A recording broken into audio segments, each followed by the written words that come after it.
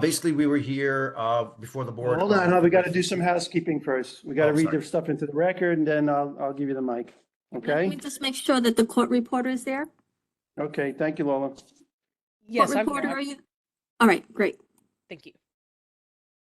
So, Lola, remember to record. Okay, we're on the record. Good morning. This is the July 18th, 2024 meeting of the Southern Region Board of Review. This hearing is being held via WebEx video conference at the Perry B. Duryea Jr. State Office Building, 250 Veterans Memorial Highway, Conference Room 4A9A, Hauppauge, New York, 11788. The time is now, what do we got, 9:24? And this hearing is officially open.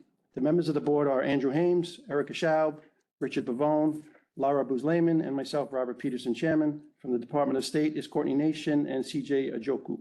We will now hear the scheduled petitions. When you speak, please address the board and give your name, title, and legal address so that our court reporter can have all the information requested. We may have to stop from time to time to consult with our technical staff. In making comments to the board, please provide a descriptive narrative on matters referring to your exhibits to enable the court reporter to enter these into the record. This first hearing is in the matter of petition number 2024-0019. This is a holdover from the February 15th, 2024 hearing. Petitioner is Chris Ross for Mr. John Tessie. This petition pertains to a variance for an existing detached dwelling, construction type 5B, 2 stories above basement in height and approximately 4,610.9 square feet in total gross floor area, including basement, located at 16 Spruce Park, Syosset, Town of Oyster Bay, County of Nassau, State of New York. Petitioner is seeking relief from 19 NYCRR, Part 1220, the 2020 Residential Code of New York State, Section AJ 601.3, Exception 1, which states spaces created in basements may have a ceiling that projects to within 6 feet 8 inches of the finished floor, and beams, girders, and ducts in such space or other obstructions may project to within 6 feet 4 inches of the finished floor. Existing finished ceiling heights in spaces in basements shall not be reduced. The petitioner is seeking a variance to allow ceiling heights in a basement that are less than allowed. Okay, so we had asked you to come back and see if you can clarify what's causing that main beam, that drop soffit, to be so low. We had it at the original presentation at 5'10".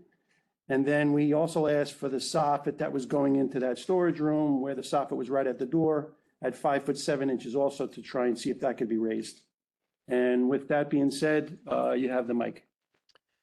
Good morning. As mentioned, we were here before the prior hearing. We were able to, as per the recommendations for the board, open up a little bit of the ceiling and discover we have some 2x4 supports right underneath the beams, right before the beams that are supporting the sheetrock underneath it.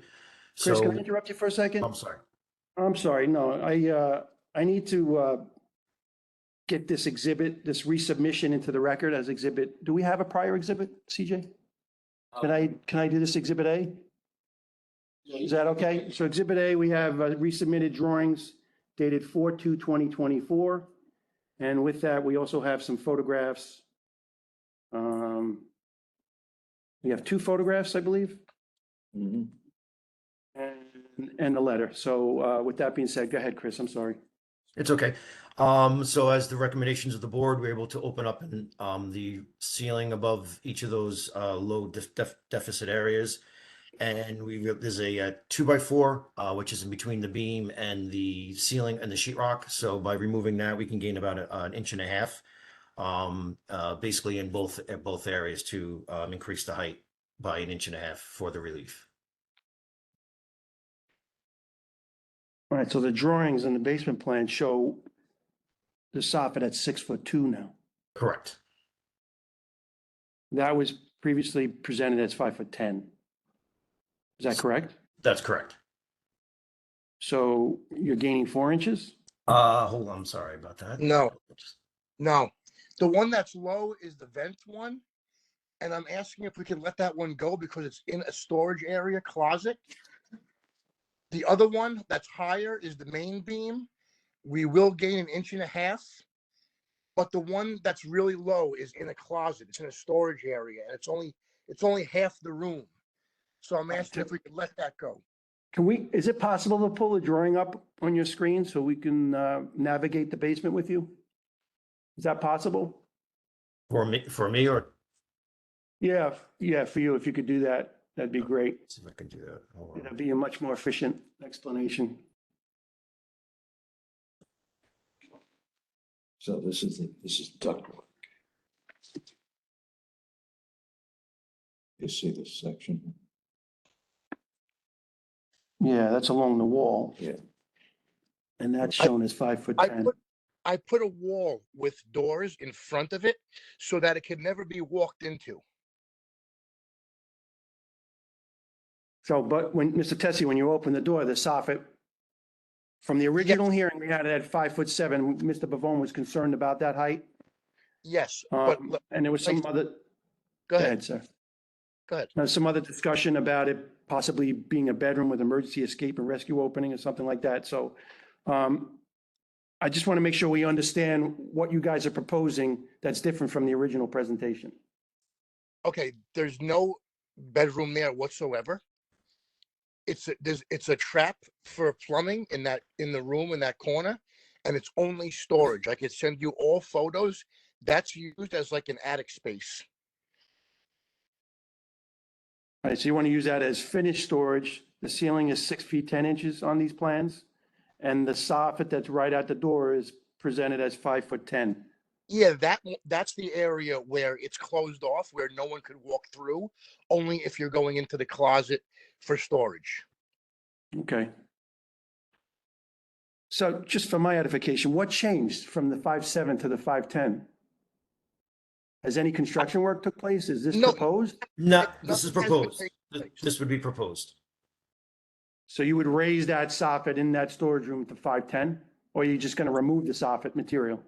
I'm asking you to leave that one because it's in a closet, but the one in the main room will gain an inch and a half if that's what you need us to do. All right, so let's do one at a time. Let's do one at a time. So that finished storage room, Yeah, the resubmitted drawings demonstrate 5'10".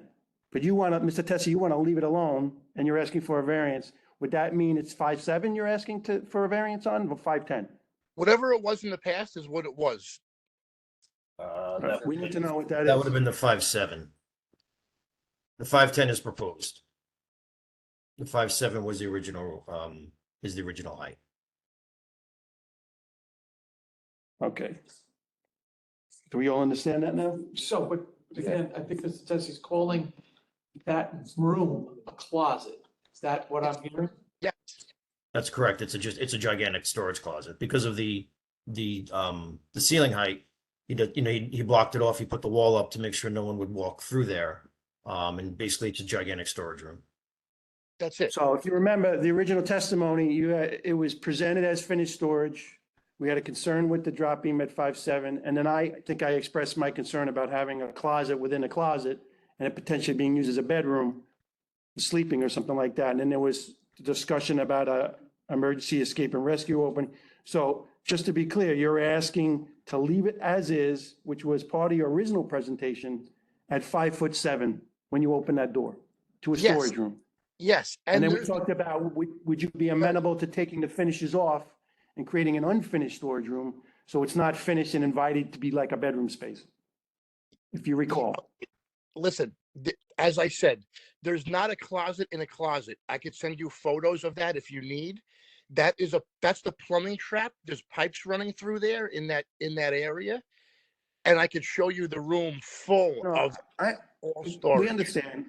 But if it's a storage room, why do you need a closet around the pipes if it's just a storage room? I think that was the kind of questioning that was going on There's a big hole in the floor. That's the trap for the house.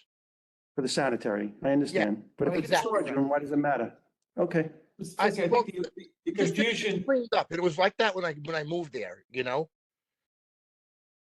so I think the confusion is it's not for what you're going to be using it for.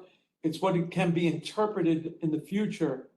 And although I understand and respect what you're saying, I would just like to get the clarification of it's a storage room that's going to be a finished storage at the moment with a request for a 5'7" soffit area height. Is that correct? That would be nice. That's, Because you see, you got to realize something. When somebody goes to research this in the future, someone will Right. say it's a closet. They'll you see the word closet and say, Well, is it that little box in the back of the room? What's the closet? So I think that needs to be clarified. So, Right. John, are you willing to remove the walls of that closet? That Yeah, I'll do that. Yes, that'll be easier than ripping down the soffit. so they propose to remove the walls around that closet. I'll do that. All right, I think we're gonna revisit this. So that's the finished storage area. The other main concern was the main soffit that bifurcates the space. You had in testimony stated that you wanted to use the basement as a recreation room. And then because it was creating all these habitable space issues, that you were okay with just having like a storage space, and that would be on the CO, and you'd be okay with that. So Yeah. these proposed plans now call out the soffit as 6'2", and that's proposed. That's We're proposed with, yeah, they're gonna And you're remove presently, you're the pre- you're sheetrock present- and the 2x4. Okay. And you're willing to get that furring up to the steel and get it to a 6'2" soffit? That's correct. Okay. All right, well, 6'2" is much better than 5'10". Correct. And then there was the soffit along the wall, which is an extension of that ductwork from the finished storage room. Then there was some discussion about you placing bookshelves underneath that soffit. Correct. Well, that's what we're talking about. That's the one we're talking about leaving. If you want bookshelves. No, that's in the main room, John. There's Oh, a in the main soffit that room? runs against the Okay. wall. Oh. Yeah. Yes, All so right. there would be shelves underneath there, correct. Oh, okay.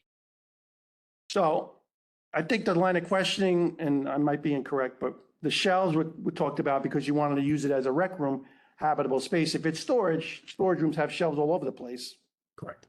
you know. That's So correct. you really want finished storage. We talked about maybe making it unfinished. So I mean, we'll talk it out in deliberation, but I just wanted to understand what you're asking for. It's finished now. He wants a finished storage space. Yeah. And the Correct. main This is- soffit's yeah, this gonna is be the way 6'2". when the client, John purchased it, this is the way it was. So, we're asking for a finished storage and take your considerations, and the recommendations in by getting all the, shelving and stuff like that, not to having to rip out all the finishes, of the basement. That was the reason why, one of the Yeah. purchase reasons. Yeah. Can I just say something? Yeah. I mean, I know everything's important, that what you're saying, but I've been living in the house for a year and a half. We've been in the basement 6 times, So whatever we could do minimally to correct this problem, I'm in agreement with. No, I appreciate that. And as Mr. Vivone said, this decision of this board carries through the future owners. So, Right. and we have a lot of things to think about with regards to the code. So Right. when you say, I just want to use it as finished storage, and why do we really need the wall with the doors in front of that soffit? If it could just be one open storage space, and then we don't have opening door and hitting our head on a It's- low soffit. I mean, it's an eyesore to a degree, I mean, the basement is cleaned up. So I just put the wall there and just to divide the room. All right, And, so, and for safety as well, Yeah, for safety and for utilities, all right, so here's my thought, and for what it's worth, I'm just the chairman, but you have the main space, you're gonna devalue your property in your house if you have it as storage on a CO, when you're close to getting a rec room habitable space approval. Well, now you have a projection, which is 6'2", and in lieu of 6'4", which is minor. I think there's been routine variances granted for 2 inches. And you have an exit out, direct exit out with an exterior stair out of that space. You got fire rated enclosure around the boiler. You got all these other compliant things, and then you have a storage room, which you could conceivably just make it unfinished. correct. And have an approved recreation room, habitable space in the basement. All your ceiling heights comply to the code. You have a 2-inch problem with the main beam, and then you have a storage Right. room that is not going to be used. It's unfinished storage. Right. Right, so John, are you okay with that closet, just unfinishing it, removing the sheetrock from the walls for that one, and that wall in that closet? And the soffit. And the soffit, like run the sheetrock around the soffit? It's a storage Oh. room. Right. I Because mean- if that'll be like completely unfinished and the rest of the room would be, you leave Listen, the wall up and, I'll tear down the walls around the piping and make that unfinished, but I would like to keep up the wall with the closets. And then if you need me to, I'll take down everything under the main beam and raise that to where it's gotta be. Does That's that the work? 6'2". I think that's a path to approval. You have your two little closets, which aren't really an issue. You have your No, they- boiler room, which is, it's that one that's really set up as a bedroom. So if that's unfinished, that's great. And then you get your nice rec room. You can use it, put a TV, living room down there. right. I think that's But I the, could leave the wall partition, right, with the two doors? yes. Right? Okay, Yeah. that'd be great. And I'll rip down that, what you're calling a closet in that like utility pipe area. I'll get rid of that. And I'll do the beam. Too I'll much? raise the beam in the main room. Listen, from my seat, if you take the soffit that's in the finished storage room, that Right. room, take that soffit off, make it unfinished, Right. because it's a trap from the, for the house, the plumbing. Right, I have no issue with that staying as long as that room cannot be used as a bedroom. And therefore leave the wall with the two doors up so that the pipes are exposed in the ceiling. okay, okay. Does that make sense? Yeah, Yes. so you want to see that vent running through the room, in other words. Yes, that'll all be exposed. Basically, we want, from my opinion, it needs to be an unfinished area so that it doesn't conflict with the recreation space that you're going to get, hopefully, for where the stairs are, that could be used as recreational space. Right, Or sleeping. You just want it uninvitable, so nobody seems like they want to be in that room, right? Right. Like it's like, Absolutely. so that's all Yeah, we that's- want it to be. That's Courtney's language in invitingly finished. all right, so You're never gonna basically, live that down. so expose the utilities in that room. I can leave the wall partition up and break down the closet around the piping and all that in the corner, like I said. Correct. And then we're gonna raise the beam that runs through the middle of that main area. Correct. Yes, We're gonna get 1.5 inches out of that. a couple inches. Yeah. With the A couple of sheetrock and inches. everything. Right. I'm good with that. And then shelves, What's that, Larry? and then shelves. And the shelves. The bookshelves by Yeah, all right. itself. I think. If I that would- if I raise it the whole way, would we even need the bookshelves at that point? Well, no, it's the bookshelves in the low soffit in the main room, not the soffit that runs down the middle. It's against the wall, against the air handle closet in the main room. Like behind the. Oh, you want the bookshelves around that? you Yeah, said. so we'll put the bookshelves underneath that. Correct. Well, that'll be gone because the vent, it'll now be exposed, if that's what the It's air vent. no, you're not, unfortunately, you can't see the diagram. In the main room, Yeah. when you come down the stairs, I believe there's a closet way in the You've got- back. And then there's that low soffit against the wall. Oh, Not- yes, one there too. So, Yeah, yeah, that's we're gonna put the shelves underneath there, so there's oh, no. that's no problem. Yeah, Fine. Okay. Any other questions for the board members? No. Chris, we have smoke detector down there, carbon monoxide detector. yes, sir. Okay. We have an oil-fired boiler. We have a fire-rated boiler room with a door, fireproof self-closing. Okay, Correct. we're gonna talk this out, come back with a decision. I think we have a compromise here. Great. Thank you very much for your All time. Thank you very much. Right back. Thank you.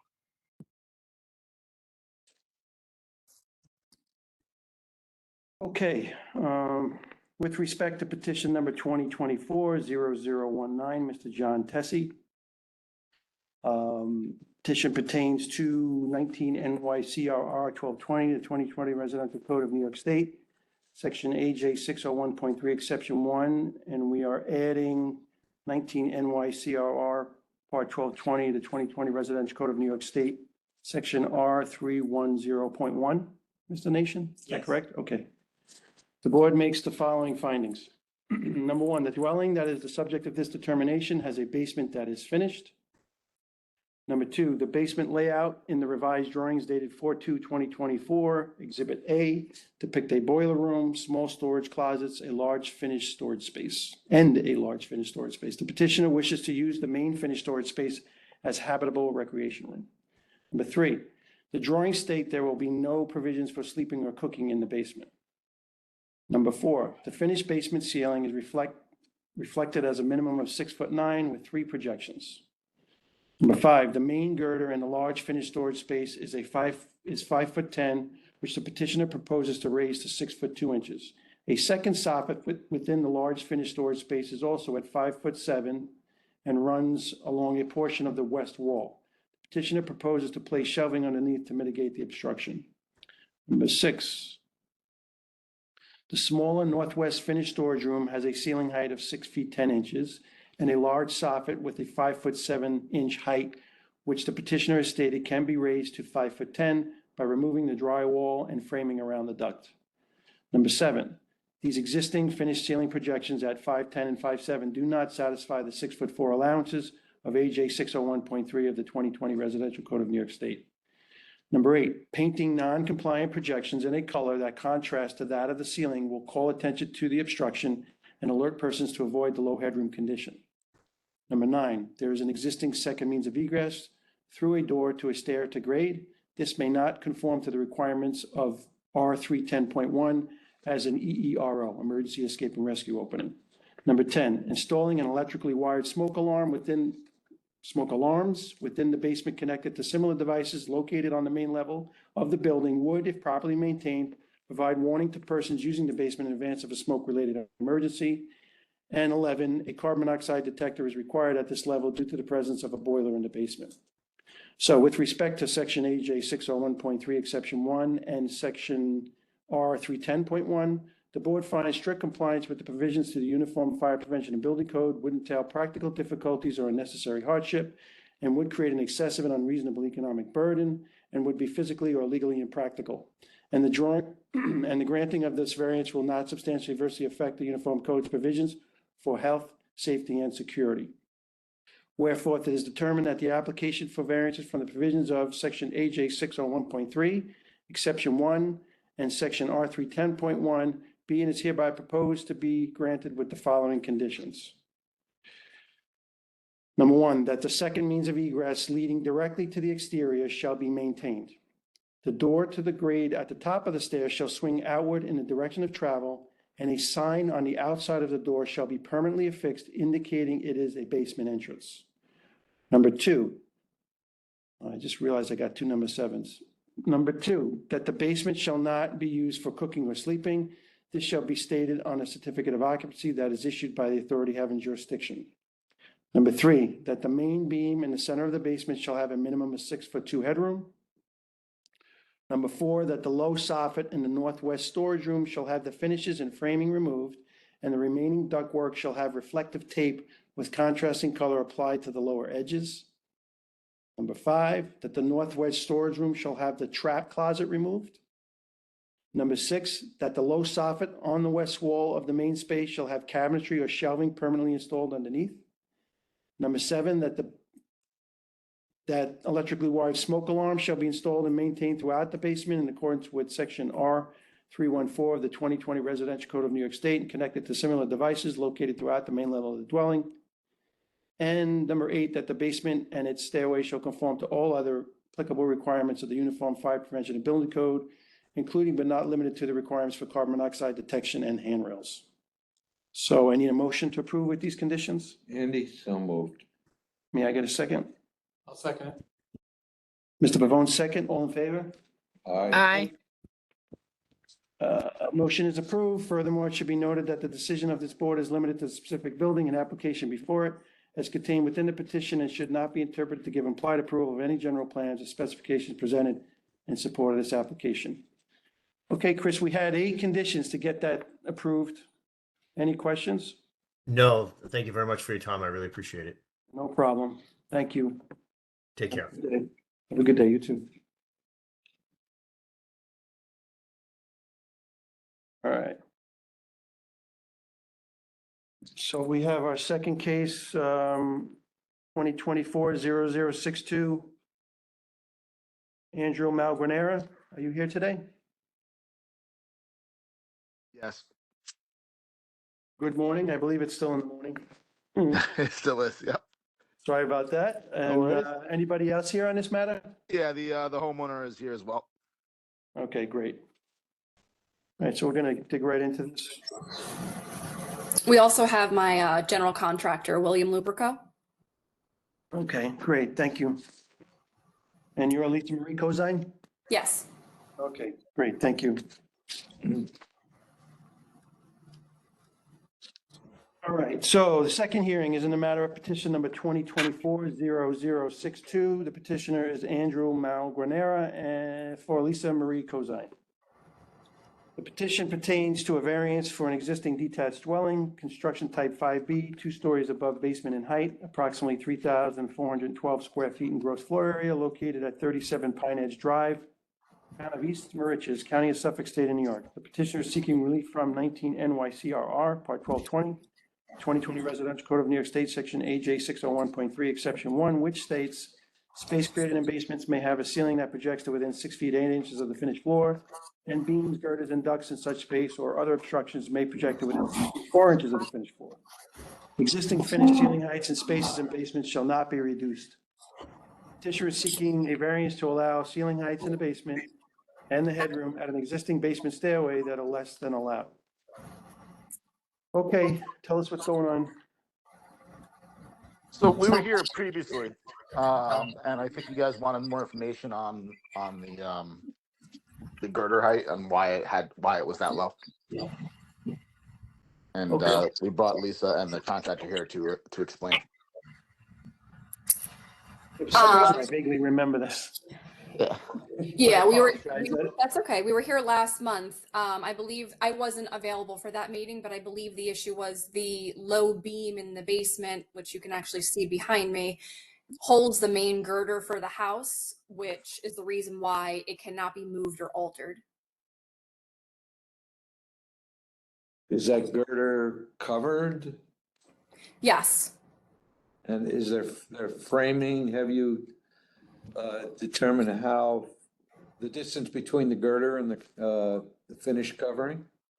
It's directly underneath. The plumbing's in there, I believe.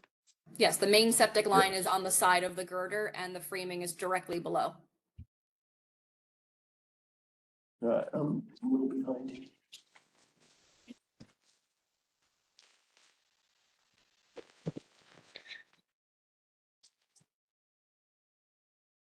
So do we know what the girder is? So it's a drop beam. And it I'm- says here, 4 2x8s. What that is? Unfortunately, I'm trying to get my contractor to answer that. I'm not sure if he's hearing us. Yeah, so we're looking at the drawings. We have some building sections here that show the entire ceiling at 6 feet and a quarter inch. We have a floor cavity that looks like it's 2x8s, 7 1/4. And then there's a dropped header. Shows a very thin dropped header of 4 2x8s. Creating a projection of 5 foot 5 inches. It should think- be 5'9" from the bottom of the girder to the floor is 5'9". So 5'9", then the ceiling height has to be higher then. The ceiling height is 6'8". Oh, I'm confused. Because in the package submitted with the application, we have drawings prepared by an architect that doesn't show that. Okay. What work was there new work done in the house? Not to the basement, but we knocked down the 1-story dwelling that was existing and we rebuilt on existing foundation of new first and second floor. The basement, I just need to get legalized. It's been finished. So that girder was put in with the new first and second story? No, that's existing. That was existing. Yes. Or- Okay. Yeah, I got like 500 questions. Uh, So we'll take it one at a time. So I think I heard that correctly. So there was was there additions put on the existing foundation? No, the foundation stayed the same. They Yes, did there have us was- reinforce, but no additions to the foundation. No, but you reconstructed the house on top of the existing foundation? Yes. Okay. And there was no new loads that were introduced to that beam that required any fortification to that beam or change of the dynamics of that beam down the middle of the basement? I wish I could answer I this. don't, I don't really- believe, I don't believe so. I believe it was just renovations of the upstairs of the house. I don't believe they had to add any structural. Obviously the contractor could confirm, but he's not answering, but I believe that's the case here. Yeah, I mean, I'm trying to go through the plan to see if I can see, there's some structural plans at the end of the set. is the architect on the call? there's No, no- our architect had nothing to do with the basement, so he said his input wouldn't help. Well, except he designed above this foundation and above the girder. So he would know what loads are on the girder and whether it was even necessary to keep it or not. Well, the girder was already existing. It was existing, but when you tore the house down, it Well, wasn't they didn't- supporting no. any. They didn't tear the house down. They just renovated the house. They didn't tear it down. Oh, that's not what was just said. So the whole house was renovated, it was not torn down. Exactly. All right, I'm gonna try and do my best to help this along, but I have a feeling the drawings need to be updated to reflect accurately what the owner just stated in testimony, but on S100, there are structural plans that show W12 by 152s. That's tremendous. That span to the left and right of the house. So that would alleviate the need for any loading in the middle of the beam. Our contractor just signed on. If you have those questions, I apologize. He could definitely answer them much better than I was. All right, so I guess what we're trying to ascertain, was there any? And the foundation plan doesn't really have much information, which is relative to the basement. You think you figured it out? Please help me. Okay. So that comment, hold on, this is Rich. One at a time, please. So the comment was made that the architect didn't do anything in the basement, but the existing basement plan, D100, shows a basement with a set of stairs that were somewhat in the middle of the basement itself. But A100, the left side shows a basement and the stairs now relocated to where there was a laundry room. And that's why the photo, I think that's why we have that wall in front of the stair. So the architect did then in fact make a change. Is that correct? The change in what? The structural? In the basement. They're leaving. Bill, are you on? Yes. So we did relocate the staircase, but Can you state your name, sir? Can you state your name Uh, first, please, for the record? William Lubrico. Okay, thank you. Go ahead. You're welcome. We did relocate the staircase in the basement, but the problem with the low height is a triple girder that carries the entire first floor system, which was existing. So the stairs were next to it in the basement. So when we removed the stairs, we just relocated them to the corner. But that main beam that runs front to back in that house is a triple 2x8. And that's the main girder that carries the entire first floor system. So Okay, that remains, we never touched that. We just built from the first floor up. okay, and then we had some testimony from the owner stating that the bottom of that girder is not 5'5", it's 5'9". And the ceiling is not 6 feet. Is that correct, Ms. Cosine? And the ceiling height is 6 foot what? I believe 6'8". Yeah, I don't think the plans are detailed enough to show the areas of the heights that are being presented or shown in the photos. I think they're missing on the plans.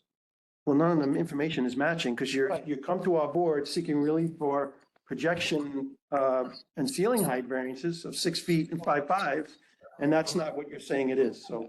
I think they have to go back to the architect and have the. I think we need to get accurate information submitted to this board so we can understand exactly what's going on, and then we could get all the facts and try and get a path to approval. Otherwise, you might get a denial today.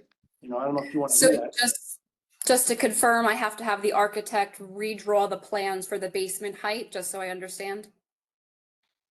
I think you should work with the regional office and get adequate information presented on drawings submitted so we can get a new hearing. Show the projections. On the ceiling, in the If it's- basement, you have to show more detail, show where those ceiling projections are, how long they go, how wide they are. You have to give us more information so that we can actually look at it and understand what's there from the photos that you provided. It just doesn't match right this moment. Yeah, like you said, if your ceiling is 6'8", you don't need a variance. You don't need to be before this board. But It would be for the low, Well, the low beam, Yeah. I would. Right, but the plans don't show that. your your submission doesn't show any of that. Plans, photos, everything, Yeah, section, everything should match. Right, yeah, we didn't realize the architect had the wrong numbers on the plan. Awesome. but just for the record, these plans are last dated 3/18/2022 for a building permit submission. They're not signed and sealed at all, which anything submitted to municipality or state agency should be signed and sealed. Good point. Can you Yeah. have a copy of the record set drawings that show the permit stamps from the building department also submitted? This is a digitally signed and sealed by Brian, that's from the town of Brookhaven. They might not be there to verify their accuracy. Yes.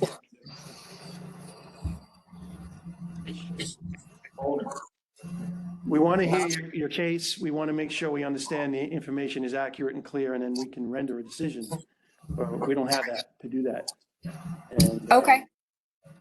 So, you know, we would be happy to hear it. We don't know the content of the request because it's conflicting to what you're asking for. Correct. Okay. Okay, do we want to give them any other insight that will help them with their paperwork?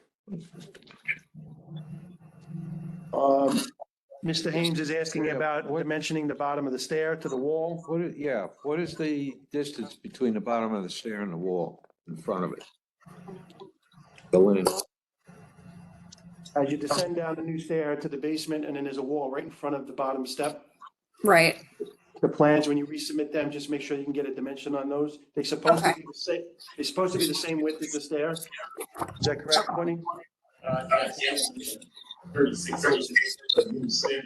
As the plan, the proposed plan to the basement is lacking information. Yes. All the information, like Yeah. The plan, heights, projections of anything in the ceiling, like nothing, we cannot read it. the plan looks like it's a greater distance from the stairs to. Yeah, it looks like, There's a room there that is a corner, which is not in the photos. It looks like there's a half wall and there's an office. That makes the plan more expressive. And for the record, that you have us on the plans, you show that there's some FEMA information. Is this house or property in the flood zone? Is the property what? I'm sorry. In the flood in zone. the flood zone. We are out of DEC jurisdiction, but I don't believe it's a flood zone. So have that clarified, please. Sure. Thank you. We're trying to give you as much information as possible so you can have a successful hearing. Of course. Thank you. I see a note on these drawings from the building department stating that that storage room may have to be removed for the health department. I guess that's a sanitary trigger. So you Okay. might want to just have him look into that, see if that's Okay. something that's going to adversely affect your submission. You know, proper heights to the bottom of the girder beam, proper ceiling heights. Maybe ask your design professional and your contractor, what would be the cost to raise that beam flush? Or get it up or change it to a steel and get some numbers back? If it's an economic hardship, tell us how much that would cost so we know, and then we can weigh that as well. what type of boiler equipment is in the mechanical room? Is it gas, oil, stuff like that? All these code requirements we look at to render a decision. So, Okay, I like the fact you have a walkout. That's a great life safety feature, so yeah, that's a bonus for your application. But 5.5 is low. okay, And if it's not 5.5 and it's higher, let us know, get it on the drawing, get it back in, and we'll weigh everything and try and get you to an approval. oh, Make sense? 5.9, yes, okay, All right. all right, thank you, So Thank you. we're gonna get a motion to adjourn. Motion. yes. Mr. Pavone, motion. Second. Get a second. Mr. Haynes, all in favor? Aye. All right, hopefully we'll see you next month. Yes, thank you so much for your time. Thank you. Thank you. Can you see where the house is? No, we don't. I think Mr. Buscetta's outside. Want to take you off the record? Sure. Oh, We're just going to directly. Okay. Okay, this is the third hearing in a matter of petition number 2023-0663. The petitioner is Mr. Thomas McKevitt Esquire for Ezra and Lauren Merkin. This petition pertains to a pool house of wood frame construction that is accessory to a one-family dwelling. The pool house is approximately 780 square feet in total gross floor area and is located at 1458 Bay Boulevard, Atlantic Beach, Town of Hempstead, County of Nassau, State of New York. Petitioner is seeking relief from 19 NYCRR Part 1220, the 2020 Residential Code of New York State, Section R322.2.1, which requires that buildings and structures in flood hazard areas, including flood hazard areas designated as coastal A zones, shall have the lowest floors elevated to or above the base flood elevation plus 2 feet, or the design flood elevation determined in accordance with Sections R322.1.4 through R322.1.4.1, whichever is higher. Petitioner wishes to maintain a pool house that has its lowest floor below the design flood elevation. Okay, guys, tell us what's going on. Thank you very much, members of the board, Mr. Nation. This is a structure which was originally built. Can I put you on hold for a second? And can you please identify yourself before you, Sure, my fault. Thomas McKevitt, San Ward, Braff, Collins, Cochinano, 333 Earl Overton Boulevard, Uniondale, New York, 11553. thank you. Thank you. Yes, I'm Thomas McKevitt. I'm the attorney for Ezra and Lauren Merkin. This is located at 1458 Bay Boulevard in Atlantic Beach. This is a premises of a one-family dwelling, with a swimming pool, as well as this other structure. Just as a way of background, the original structure, which was on this property for many decades, has been demolished. They are now constructing an extensive new one-family dwelling. Mr. Furman, if I'm correct, this is probably in excess of 10,000 square feet of a new home. Yes, and the lot is a little bit more than half an acre. So again, this is a very significant, substantial home, which will actually enhance the area. It'll be a quite significant accomplishment when it is all done. This structure we're talking about today was originally built as a garage, as a two-car garage in 1967, accessory to the then dwelling. Interestingly enough, that original garage did have a lavatory, and it did have a building permit and a plumbing permit. The lavatory for the CO was issued. So that was done with that structure in 1967. Sometime between 1967 and when our clients purchased the property in 1999, the property was, I'll admit, illegally converted to a bungalow cottage. So at some point it was used for some sort of either accessory use or rental. We're not quite sure. But when my clients purchased the property, that was the way it came to it. They had no other use for it. Again, they have a significant home they were in, and that's where it lay at this point. As we decide to go and demolish the existing home and build a new home, we're looking for the use of the structure and again, use it for essentially what it's been used as. Again, the significant swimming pool right back, and this was being used as a pool house with a lavatory / changing room inside. So as mentioned, it is approximately 780 feet. Again, the whole purpose was going to be simply for people to change in and out of their clothes, so not bring the chlorine to the house, to have a small bathroom as well there. And during the rest of the year, to be used for the storage for the furniture and pool equipment. Because again, otherwise we're laying outside, and in case there was a flood or other event to have, you'd rather have that inside rather than going floating around hurting other structures in the area. As mentioned, we are here for relief from two portions of the code from 322.1.3 because the building is allegedly not constructed with methods and practices that minimize flood damage, and then 322.2.1 for the height for the structures not elevated to 2 feet above the BFE. This is in my understanding is an AE12 zone, so we're looking at having to elevate the structure 14 feet. And certainly to do such an extensive work to it would be excessive and unreasonable economic burden, which would not achieve its intended objective. The structure is not fit nor will be used as human habitation. As a matter of fact, this bathroom is only going to have an outside entrance. So you won't even go and access the bathroom from the inside. The purpose is for people to use the pool, go in there, change, use the bathroom, leave. And again, the rest of it is just going to be for storage. Again, complying with the code, to have to go and raise this structure another 14 feet and all the work with it would actually be more than the value of the structure itself. Again, in looking at the history of it, it's been there for 57 years. It survived Hurricane Sandy. It's survived every single storm, and again, it's wiped quite a little for its time. So again, just for those uses, that's why we're here today. After this, we'd have to go to the Town of Hempstead Board of Zoning Appeals for its use as well, because they don't allow buildings like this to be used for storage. So if this board approves, we'll then be going to the Town of Hempstead for additional variances from that board as well.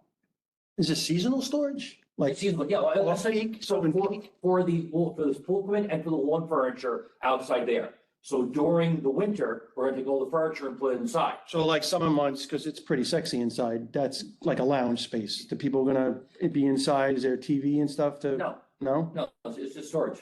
That's what we're looking at. I mean, I see the interior pictures right now. It's not too pretty. It's, that was during the construction instance, but again, we're not looking for habitation here, it's just for storage and really for the bathroom space. It's got a beautiful parquet floor. It's got concealed lighting on the ceiling. It looks like it's, well appointed. That's how it was built when it was converted those years ago. Okay. So you're okay with that whole storage designation and COs and, Yes, okay. absolutely. Do you happen to know if, when this structure was built as a cottage, if it was on the existing foundation of the garage or was it expanded? Is it the No. same, essentially same footprint? Because we don't have a survey in with the submission. For what it's worth, I have for the board, I have the original 1967 building plans, if that will help the board. Yeah, if you don't mind. Mr. And you got Yeah. Exhibit A. What's the status of the construction of the house right now? It's still going on for some time. Mr. Furman, I think, could testify better to me as to where we're status with the main house. Sure. Rich Furman, Furman and Furman Architects at 180 Varick Street, New York, New York. The house has been under construction for the last 16 months. The framing is complete. A lot of the MEP, mechanical, electrical, and plumbing work has been completed, and we have not yet enclosed any of the framing because we haven't insulated the house. I anticipate we still have another 8 or so months of construction to go prior to completion of the house and application for certificate of occupancy. Just if I might add, of course, this, as an approved structure, it is built in accordance with those sections of the code. The main floor of habitation is above 2 feet above flood elevation, or it's above design flood elevation, which is 14 feet. So just to memorialize, Exhibit A, Was the, I was just gonna put this into the record, but go ahead. was the house or this garage or cottage, I assume it was flooded during Sandy, the house that was there? Absolutely. The entire area was hit pretty bad, actually, so. I I know people live nearby Atlantic Beach. That's the first time in their life they said that the bay and the ocean met. can believe it. I inspect structures on the other side of Rockaway Channel. Yes, Yeah. it was quite significant there. So just for the record, this garage drawings that were submitted to us today, in September 6, 1966, show an existing garage at 25 by 31, which matches exactly the size of the pool house at 25 by 31. So thank you for this. Exact structure. You know, again, unbeknownst to us, what they simply did was took around the garage door, they put a kitchen in there, they put all those additions in there, which we've since ripped out, because I don't see don't belong there. But again, sometime between that period it was. But again, you know, it was CO for a garage in 67. Okay, the drawings in front of us today show flood vents installed. Is that existing or is that proposed for this application? Mr. Furman?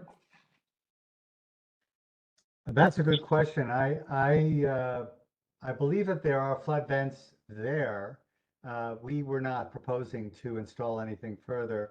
And I might add that the slab elevation of the pool house is above exterior grade. So there's no way to form a bathtub during a significant storm. Yeah, it shows existing elevations and each side of the building has a flood vent with a model number, but it doesn't say proposed or existing. So I just was, Well, the purpose in this case would be not to have a bathtub being filled, but the building itself. If the water level is above or at the BFE or DFE, to let the water come in so it prevents the building from collapsing from the stress or yeah, structurally compromised. structure, Yep. yeah, from the loads on the structure from the outside to equalize the stress. So we have some Those photos. are important. Yeah, it looks like it's wood frame construction and it's got bad insulation. In the photos, Mr. Furman, could you tell us why the drywall is cut back a couple of feet? There was a plumbing line burst prior to removing the kitchen during the winter. A plumbing line burst and there was a flood and so we had to cut the sheetrock out to prevent any mold growth. Okay. You're not supposed to have plumbing lines burst below the BFE. Thank you for that explanation. I have a problem with the bad insulation and the sheetrock below the DFE. Yeah, so you're like flood resistant material. Yeah, would you, I think we may have to require that be replaced up to the DFE with flood resistant materials. Such as cement board? Such as cement board, could be foam insulation. But definitely not bad insulation. What do you do about the wood? Wood I'm okay with, particularly if it's covered with foam insulation. You Well, the cavities. don't want to reframe the whole thing.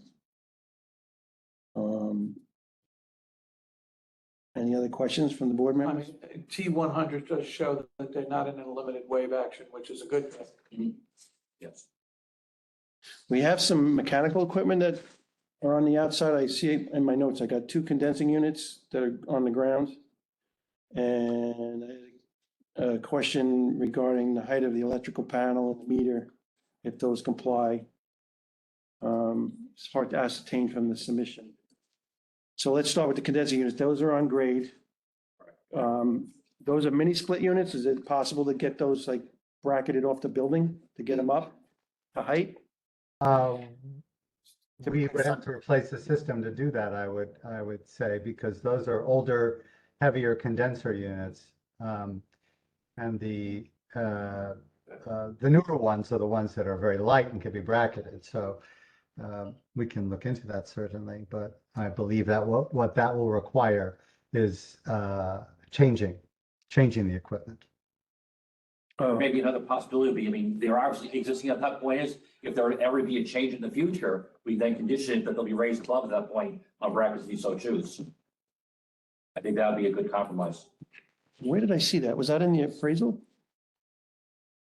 There's a photo. On the photo. T100. Photo.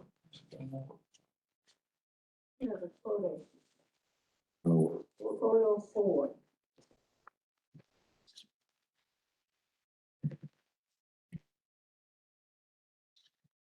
The elevation certificate had a photo, and it was like, Yeah, I'm copies of all that stuff. Missing, oh wait, maybe. photo 4 of the elevation certificate had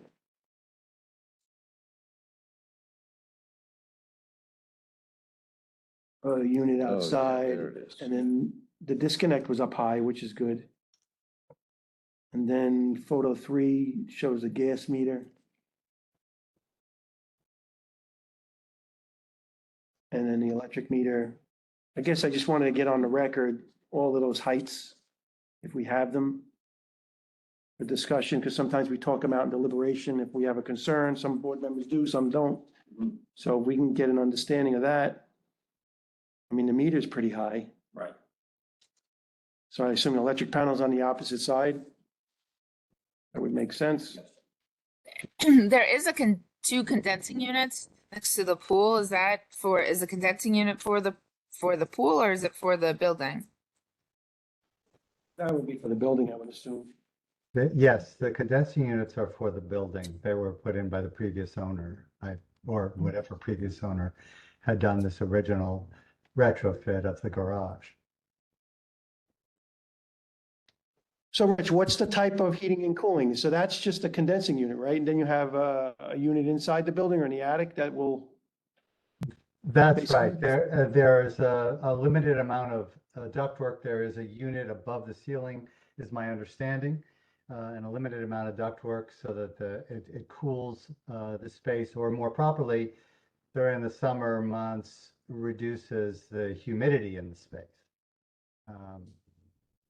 and you feel that that unit outside can't just be bracketed up higher, like just extend the line I set? would have to do a bit more investigation, but my sense is no, that this is a heavier unit because it's not a new unit. It's probably over 30 years old, right? So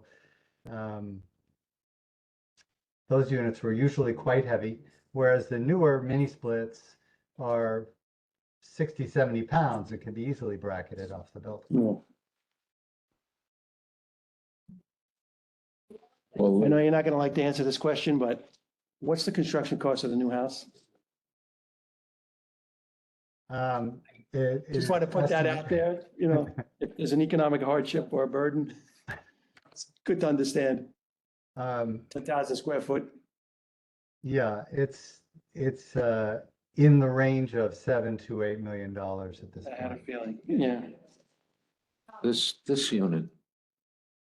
That's the that unit I looks was like a asking. Newer unit. So Doesn't look like an old One, unit. one at a time, please. I don't want to change the subject yet because you're still on the. No, that's fine. Yep. I'm on the electric and the condensing. I don't see any reason why that can't be lifted at all with brackets or Yeah. any of the electric that would be below with the amount of renovation that's being done on the property. It's more of a safety feature just to have the electric above so you don't have a problem if there is some type of flooding, which may happen.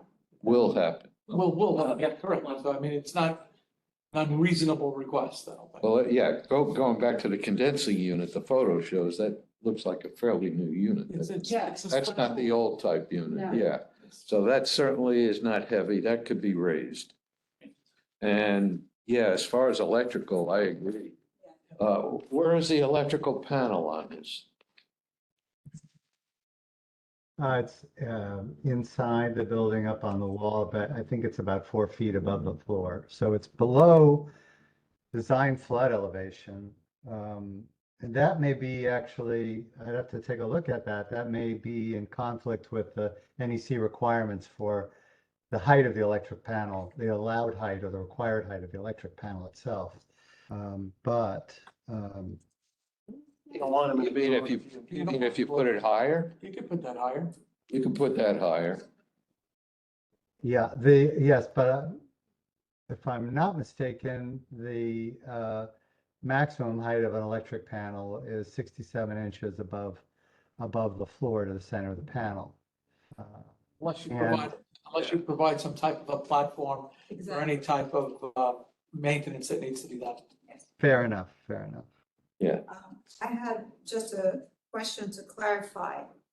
So the existing conditions inside the pool, the finishes, the ceiling, the doors, the floors, everything was done in 1991 with the illegal bungalow? Is that something? Our clients got it in 1999. So sometime before that, it was a full-fledged apartment, kitchen, living space.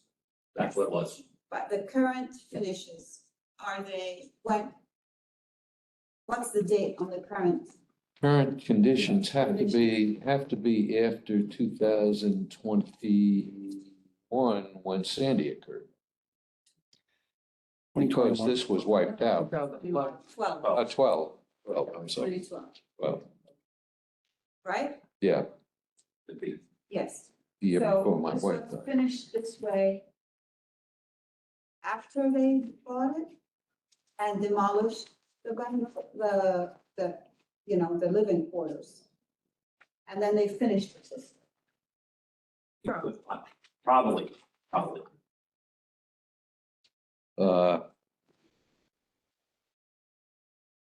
There was a question, if you don't mind, I don't know if you Go would. ahead. Okay, there was a question on whether or not there was another section of the code that was going to be requested for relief, which yeah, what, the section that was requested, is fairly broad about not having, meet flood requirements.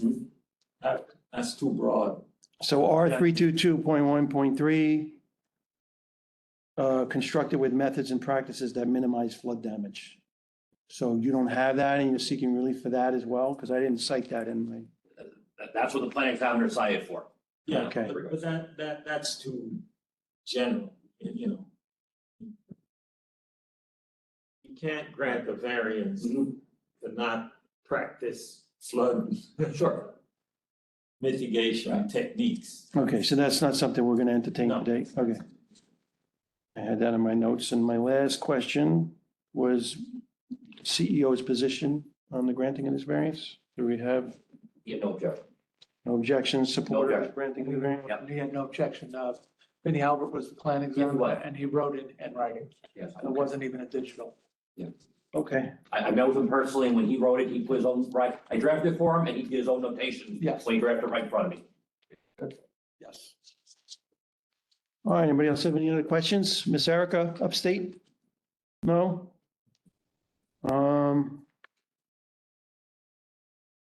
So just to recap, I'm thinking that we're talking about storage only, maybe some raising of some mechanicals, flood resistant materials, and electric panel. Flood resistant up to for insulation and wall covering Thank you. on the interior. Any of those a heavy lift, do you think, or? I think we can talk to the Merkins about it. I think, Rich, we can probably comply with that. Is that correct? I believe so, yes. So instead of 8 million, it might be 8.000.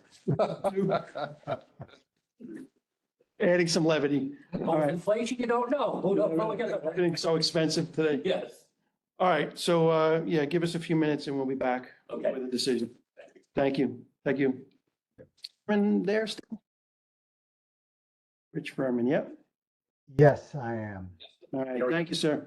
Okay, with respect to petition number 2023-0663, Ezra and Lauren Merkin, petitioner seeking relief from 19 NYCRR, Part 1220, the 2020 Residential Code of New York State, Section R 322.2.1. The board makes the following findings.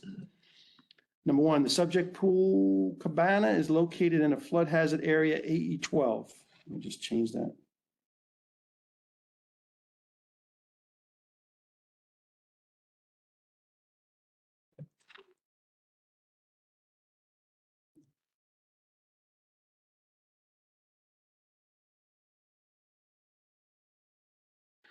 Okay, number two, according to the petitioner's testimony, the building that existed at the accessory structure's location was originally a garage and converted to a cottage by previous owners without the benefit of a permit. Number three, the current owner performed alterations to remove the illegal cottage use and has proposed alterations to use the accessory structure for finished storage and pool cabana functions. Number 4, the existing first floor elevation is 9.5 feet, NAVD 88. The base flood elevation is 12 feet, NAVD 88, and the design flood elevation is 14 feet, NAVD 88, after adding the New York State Freeboard. Number 5, this accessory pool cabana will have a toilet room that is only accessible from the exterior of the building. It will have spaces for storage of pool furniture and other pool paraphernalia and will be used for changing. The building is heated and air conditioned. Number 6, the previous unelevated building at this location remained standing for 56 years and withstood the Sandy storm, and the petitioner has stated in testimony it was inundated with floodwaters in 2012. 7, drawings of the accessory structure showing the installation of 4 flood vents. These will improve the building's survivability in an anticipated 100-year storm. Number 8, the local code official does not object to the petitioner's request for a variance to uniform codes flood requirements in this matter. Yes, Andy. We need to add the flood vents as the conditions. We didn't put that in. Okay. Why don't you start writing something down and I'll add it. And when I get to them, just write the language down and just, you can read it to me. You won't, I won't be able to read it. Just write them down. Yeah, I'm sorry.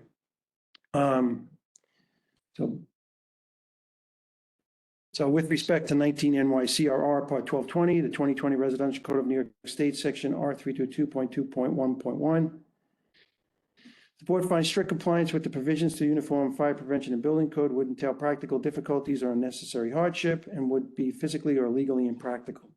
And the granting of this variance will not substantially adversely affect the Uniform Code's provisions for health, safety, and security. So, wherefore it is determined that the application for a variance from the previous provisions of 19 NYCRR Part 1220, the 2020 Residential Code of New York State, Section R322.2.1.1, be and is hereby proposed to be granted with the following conditions. Number 1, that the accessory pool cabana structure shall be used for storage, changing, and washing. Number 2, that all interior walls and insulation materials excluding wall framing below the design flood elevation of 14 shall be flood resistant. Number 3, that all panels, wiring, branch circuits, receptacles, and switches shall be located above the design flood elevation. Number 4, that the exterior air conditioning condensers and any domestic hot water heating equipment shall be raised above the base flood elevation. Number 5, flood vents shall be installed as shown on the submitted drawings. And lastly, number 6, that in all other respects, the applicable provisions of the current uniform code shall be complied with, including but not limited to the code's provisions for flood vents. There's your flood vents. I got that. Okay. I need a motion to approve with these conditions. So moved, Andy. Can I get a second? I second. Ms. Lara, second. All in favor? Aye. Aye. Upstate? Erica? Did we lose her? I think we lost her. You're muted, Erica. We need to see her for her to vote. I know she was driving. So we have 4 unanimous, so the motion is approved. Furthermore, it should be noted that the decision of this board is limited to the specific building and application before it as contained within the petition and should not be interpreted to give implied approval or any general plans or specifications presented in support of this application. So, Mr. Thomas, that's our conditions. We had 6 of them. Any questions? The only question I'm just going to ask, just for Mr. Firmer as well, if you're requiring, like, for example, the electrical switches to be above the design flood, which is 14 feet, and the whole structure is only like 14 feet, 8 inches. No, it's elevation. The elevation, I'm sorry. My mistake. It's at 9.5. 9.5, yeah. Yeah. So switches, hopefully they're fine. Should be The fine. outlets should, It's only the outlets that, The outlets would all have to be raised because they're at roughly 12 inches above the floor, which is at 9.5 feet, and we need to be up at 14 feet. Yeah, So that's it's high. it's high.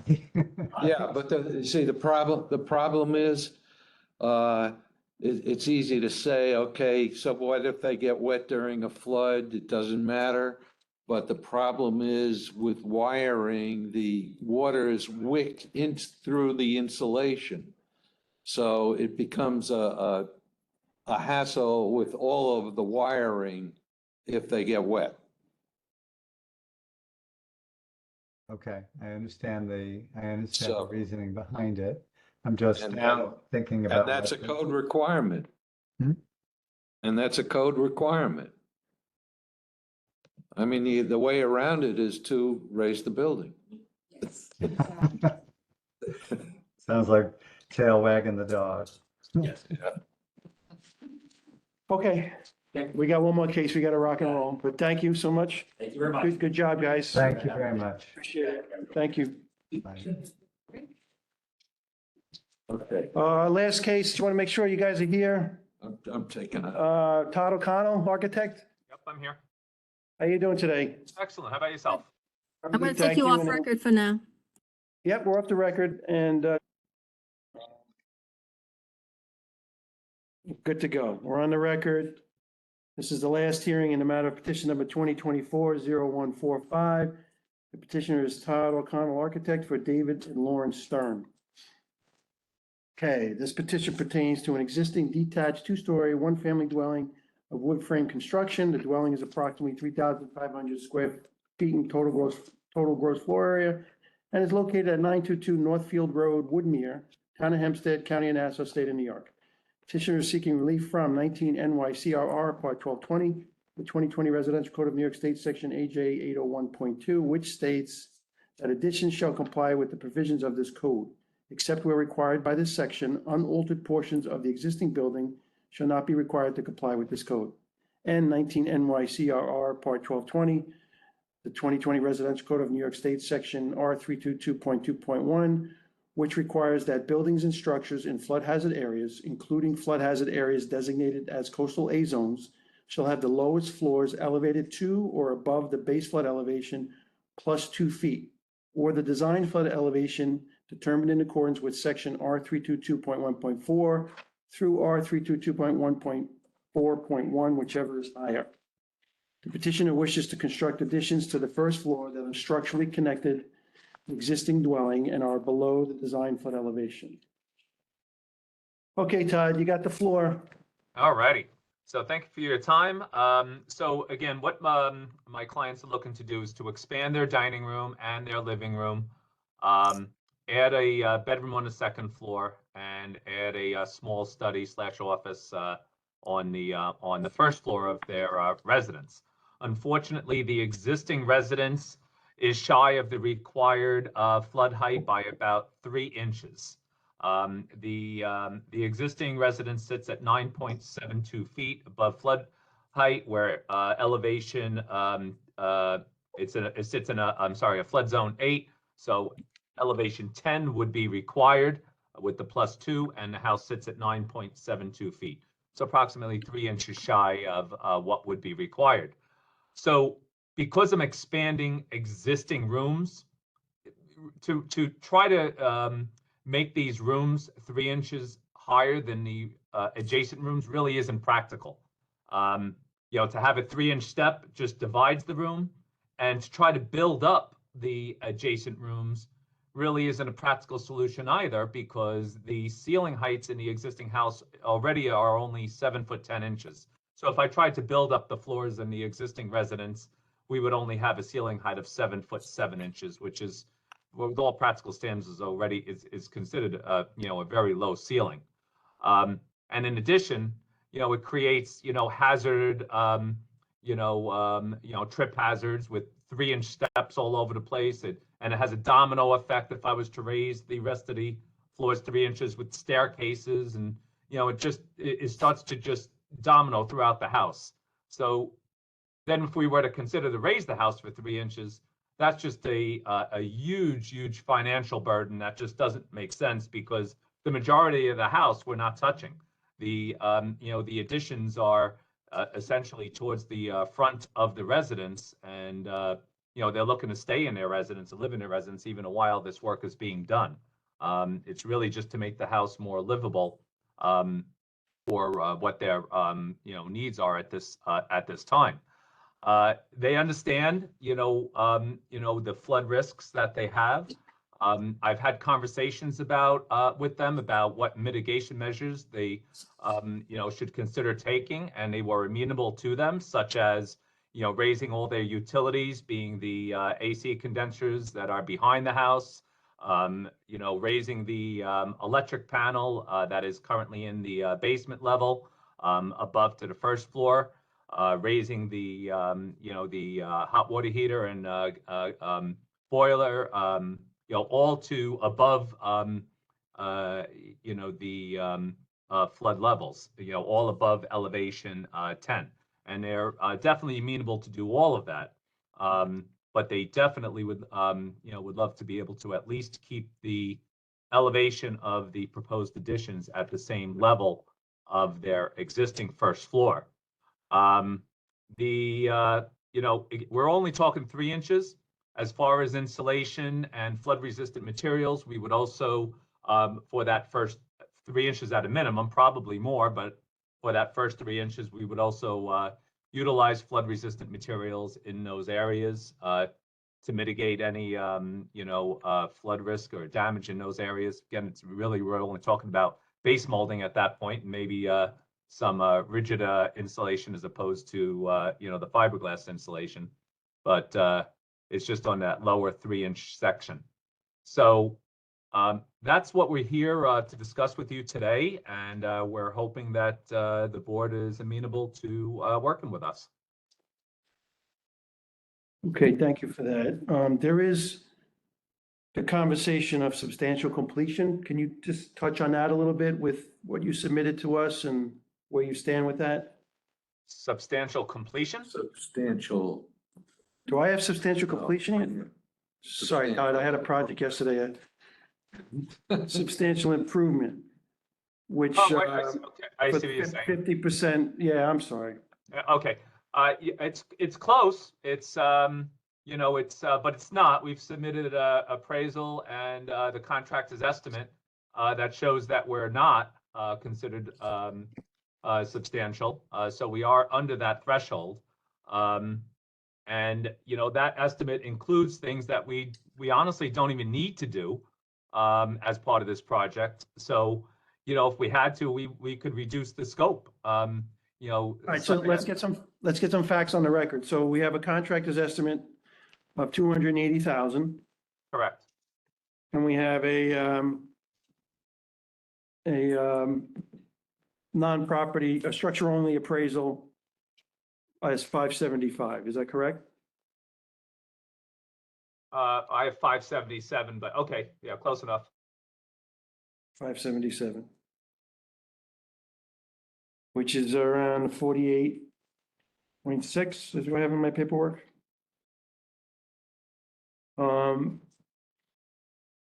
Just quickly looking over the contractor's estimate, I saw that the foundation wasn't included in this estimate. Is there a reason why for the additions that it wasn't included?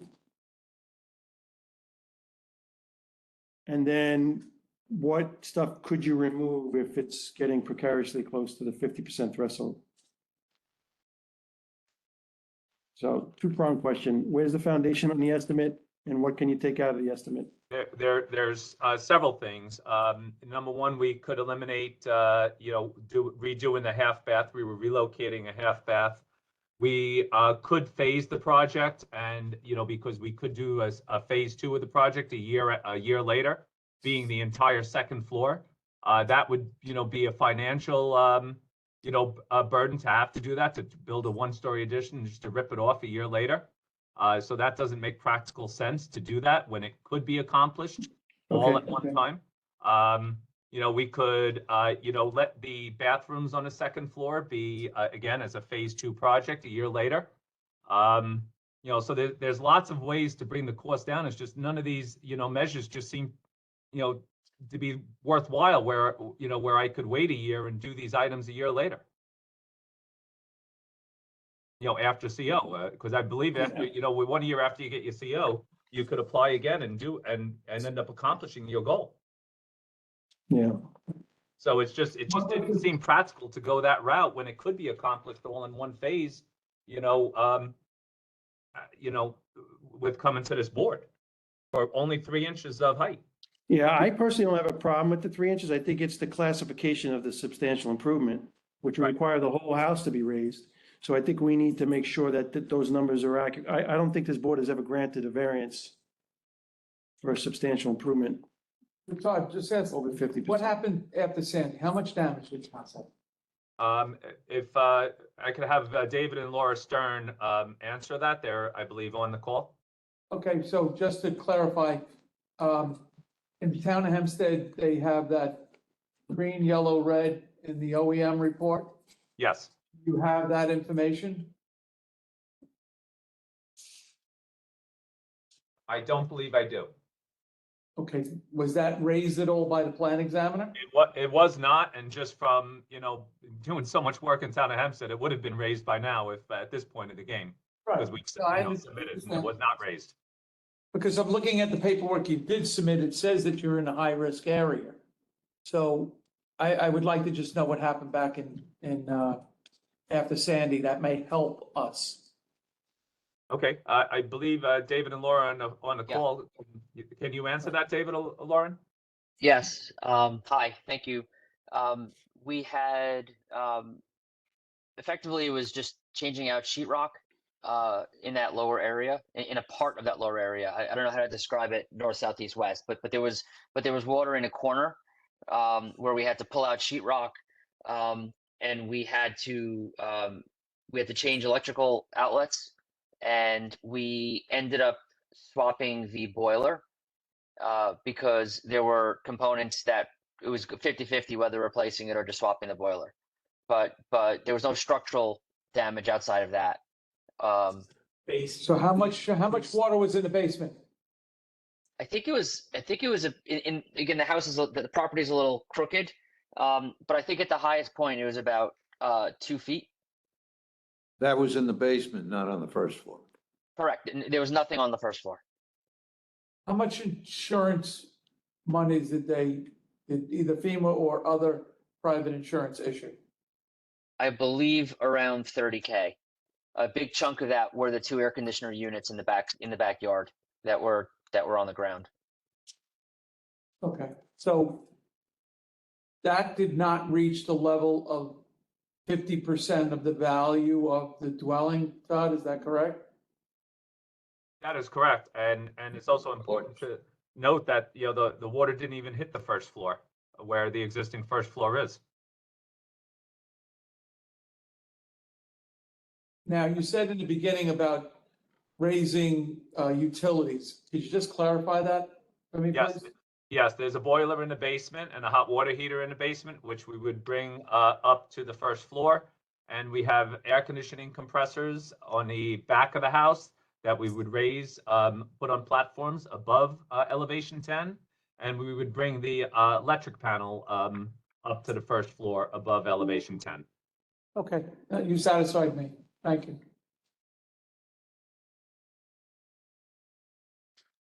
The code official did he weigh in at all?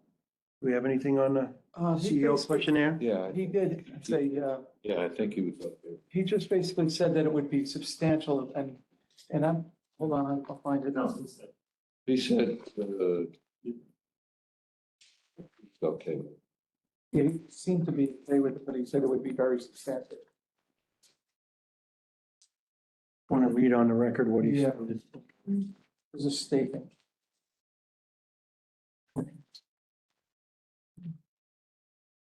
It's number 14, R322.1, elevation requirements. Please note that this project is not a substantial improvement and enlarging of the living room and cannot be done in any other way without making this a major renovation. Also, first floor is approximately 3 inches below the DFE. Now, who wrote that? Because Vinnie Albert is the plan examiner that signed it. Todd, do you know who wrote that? The CE questionnaire is supposed to be filled out completely by the. Right, that's what I'm just trying to clarify. Was that written by the plan examiner or did somebody else write it? I have no idea. I did not write it. Which one of you guys' case is yours? Do you recall if this was provided by the town of Hempstead or? Yes, he signed it. Yeah, he signed it. Yeah. So it would be by the planning examiner. It represents his, it's under his signature, so it must represent his, Yeah. So he supports the petitioner's request for a variance, yes. Do you believe the petition should be heard by the Board of Review? Yes. Have any actions been taken relevant to the request for the variance? Yes. Do you support the processing of routine? Yes. Okay. And then code sections are 322.1 with Mr. Pavone just read. Vincent Albert. Okay. Todd, I want to go back to the construction estimate. Yes. Do you have an idea of what you think that additions, the foundation for the additions would cost? You've been doing this a long time. It's a regular conventional concrete. I don't know There's the a regular term. conventional foundation and footing. I'd probably say 30, 40 grand. Yeah, I was thinking the same thing.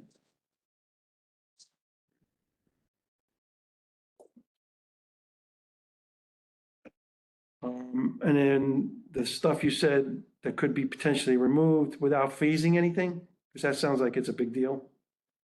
I mean, yeah, we don't have to we don't have to do the bathrooms on the second floor right away. We don't have to move the powder room on the first floor right away. You want to throw some numbers out on what that would cost? To not do it, the savings? I mean, two bathrooms are probably worth, 20,000 each. And Yeah, then that's a half bathroom, probably another 5, probably another 7. So that's probably 50 grand right there. Got it. Then, I just don't know how granular you get with this estimate, because I mean, it's really painting included in the cost. So when you're at 48 and a half and you're close to 50, Painting isn't, no. it is. I have one last question on the existing house. Are you doing anything with the siding and the windows or the doors, or is all that going to stay like the drawings show, existing to remain? Right now, that's all staying. Okay. We got those 5 points that you mentioned that you'd be amenable to doing to mitigate some of these requests. Any other questions from the board? We don't have Eric or Upstate anymore, so it's just us 4. No. Any other questions? No. All right, we're gonna go talk this out and we'll be back with a decision. Got it. Thank you. Just as you all, just so you know, I'm gonna head on out. I'm gonna grab this from my cell phone. I don't think you need me, but I'll be on my cell phone if you do. Very good. Thank you. All right. Thank you all. You got it. Bye-bye. Thank you. Okay. Back on the record with respect to petition number 2024-0145, David and Lauren Stern. Petitioner is seeking relief from 19 NYCRR, Part 1220, the 2020 Residential Code of New York State, Section AJ 801.2, and 19 NYCRR, Part 1220, the 2020 Residential Code of New York State, Section R322.2.1. The board makes the following findings. Number 1, the subject dwelling is located in a flood hazard zone AE8. Number 2, the existing first floor elevation is 9.6 feet NAVD 88, and the base flood elevation is 8 feet NAVD 88, according to an elevation certificate submitted with this application. The required design flood elevation is 10 feet NAVD 88 upon the addition of the New York State Freeboard. Number 3, the petitioner wishes to make habitable 1- and 2-story additions totaling approximately 700 square feet in area. Number 4, the additions will increase existing living space and provide an extra bathroom and bedroom at the dwelling. Number 5, the applicant has provided a contractor's cost estimate for the work at approximately $280,000, and appraiser's valuation of the property less its improved site value is $575,000. 6, these estimates suggest that the proposed additions, coupled with all other incidental construction taking place, will be approximately 48.6% of the valuation of the dwelling. This is very close to the 50% threshold that would represent a substantial improvement. Number 7, for a non-substantial improvement, compliance to R322 of the 2020 Residential Code of New York State would require elevating the first floor additions by only approximately 0.4 feet above the current existing first floor elevation. This is considered slight. Number 8, the FEMA publication titled Substantial Improvement, Substantial Damage Desk Reference would allow non-substantial additions to be made without the need for elevation of the floor above the base flood elevation. Number 9, the dwelling has an existing finished basement. The petitioner has stated in testimony that the basement had approximately 2 feet of flooding during Sandy storm. The owner received $30,000 from insurance company to repair the Sandy damage. Number 10, for a substantial improvement, compliance to R322 of the 2020 Residential Code of New York State would require elevating the entire dwelling by 0.4 feet above the current existing first floor elevation. In addition, the existing basement would need to be eliminated by removing the equipment location therein and infilling the space. Number 11, the local code official has given support to the petitioner's request for a variance to the Uniform Code flood requirements in this matter. So with respect to 19 NYCRR Part 1220, the 2020 Residential Code of New York State, Section AJ 801.2, and 19 NYCRR Part 1220, the 2020 Residential Code of New York State, Section R322.2.1, the board finds strict compliance with the provisions to the Uniform Fire Prevention and Building Code would entail practical difficulties or necessary hardship and would create an excessive and unreasonable economic burden and would be physically or legally impractical. And the granting of this variance will not substantially adversely affect the Uniform Code's provisions for health, safety, and security. Wherefore, it is determined that the application for a variance from the provisions of 19 NYCRR Part 1220, the 2020 Residential Code of New York State, Section AJ 801.2, and 19 NYCRR Part 1220, the 2020 Residential Code of New York State, Section R322.2.1, be and is hereby proposed to be granted with the following conditions. Number 1, I skipped it. Number 1, that the additions and alterations shall not be deemed a substantial improvement. Number 2, that all new construction below the design flood elevation shall be flood resistant. Number 3, that the existing electrical panel, HVAC equipment, and domestic hot water heaters shall be relocated to above the design flood elevation. The relocation of these items shall not be included in the calculation for substantial improvement.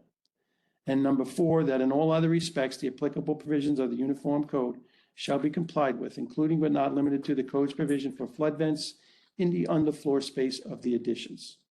I need a motion to approve with these conditions. Andy, so moved. We had Mr. Pavone make a motion. Can I get a second? Second. Mr. Hames, second. All in favor? Aye. Aye. Motion is approved. Furthermore, it should be noted that the decision of this board is limited to the specific building and application before it as contained within the petition and should not be interpreted to give applied approval of any general plans or specification presented in support of this application. So there you go. We have approval with conditions of those 4 conditions. Do you have any questions? Nope, understood. Thank you so much. very Thank you much. very much, everyone. Thank you. Thank you. You're welcome. Have a Okay. great day. Good summer. Good day. Thank you. Thank you. You too. Bye-bye. Bye-bye. All right, that wraps it up for today. Motion to adjourn.